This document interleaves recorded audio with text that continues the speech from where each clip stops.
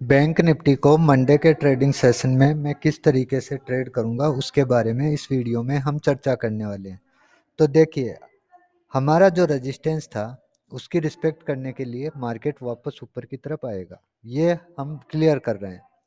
क्योंकि कभी भी मार्केट किसी भी डिमांड जोन को ब्रेक करता है तो उसको रेजिस्टेंस में कन्वर्ट करता है।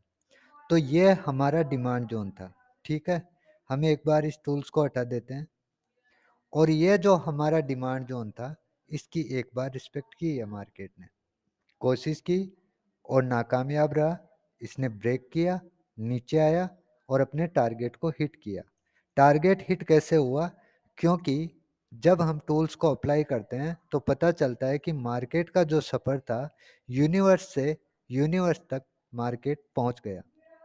यहाँ से यूनिवर्स का जो प्राइस था 41,610 वो ब्रेक हुआ। मार्केट ने कंट्रोल लाइन को भी ब्रेक किया। अगर ये कंट्रोल लाइन ब्रेक हुआ तो टारगेट जो था वो हमारे पास में 40,950 रुपये का टारगेट था जो इसने हिट कर दिया।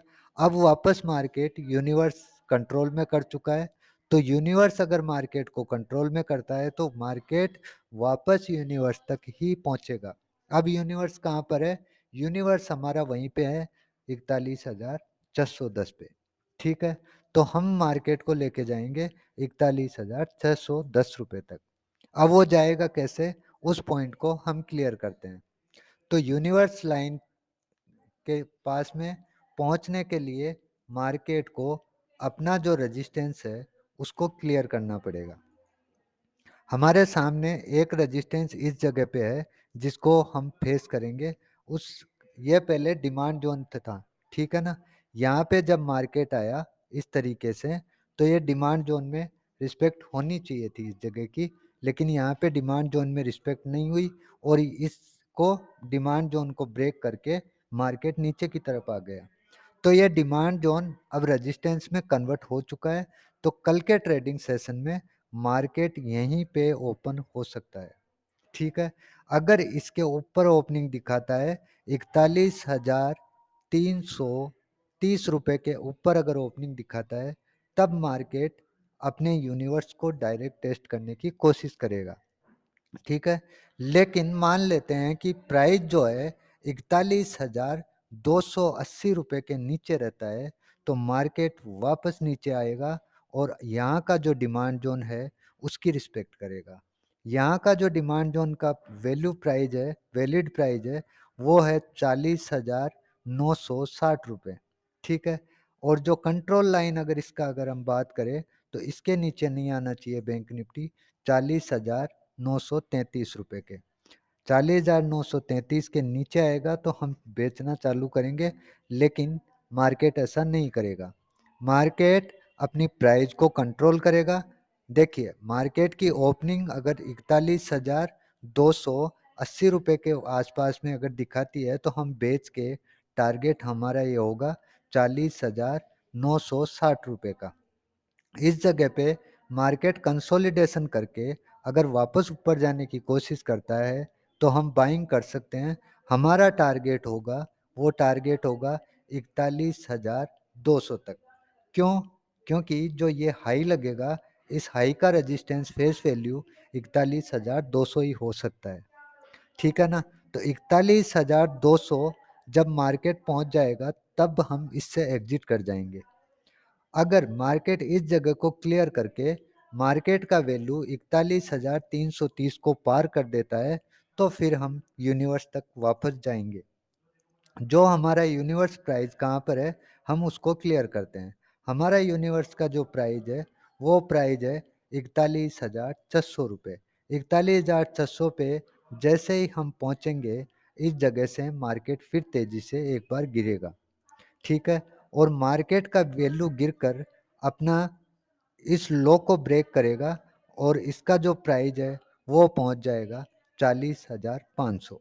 ठीक है, सिनेरियो नंबर 1 ये हमारा कंप्लीट हो चुका है।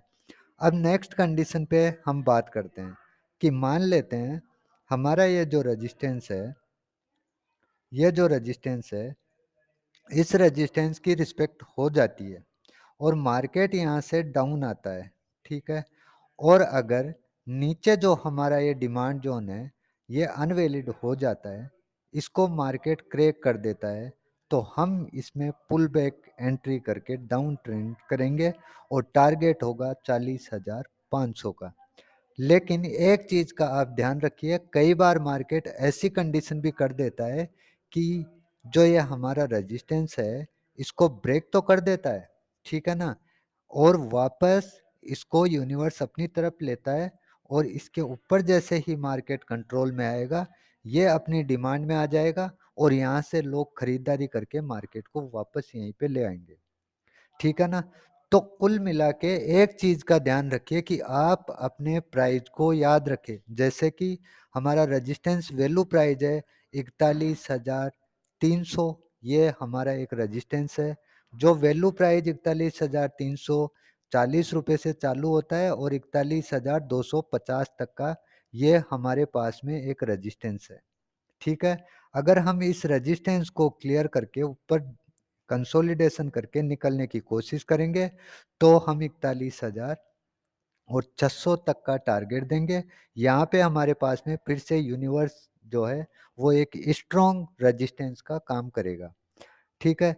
यहाँ की प्राइस की बात करें तो 41,950 रुपये का ये हमारे पास में एक रेजिस्टेंस है जो डिमांड में कन्वर्ट हो चुका है और अभी हम फिलहाल ऊपर की तरफ जा रहे हैं। ओपनिंग की बात करें तो अगर मार्केट यहाँ पे ओपन होता है 41,960 पे तो हम बाइंग करेंगे।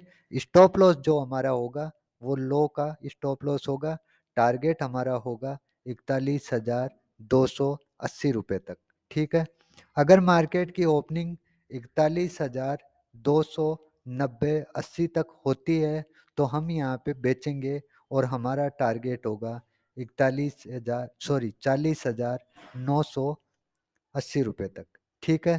तो इस कंडीशन में हम बैंक निफ्टी को कल के ट्रेडिंग सेशन में ट्रेड करेंगे। दूसरी बात, आप किसी भी कॉल या पुट को खरीदते हैं या बेचते हैं तो उसको आप आइडेंटिफाई कीजिए कि क्या हम रेजिस्टेंस के ऊपर है या रेजिस्टेंस के नीचे। अगर हम रेजिस्टेंस के नीचे है तो हमें कॉल खरीदनी चाहिए, क्योंकि ऐसे सिनेरियो में आपका जो कॉल है वो रेजिस्टेंस के ऊपर होगा। अगर पुट नीचे है तो कॉल आपकी रेजिस्टेंस के ऊपर मिलेगी तो आप कॉल में खरीदारी कर सकते हैं।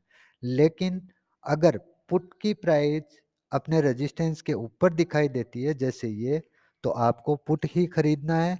तब ऐसी कंडीशन में आपको जो कॉल का वैल्यू है रेजिस्टेंस के नीचे मिलेगा इस जगह तक, ठीक है।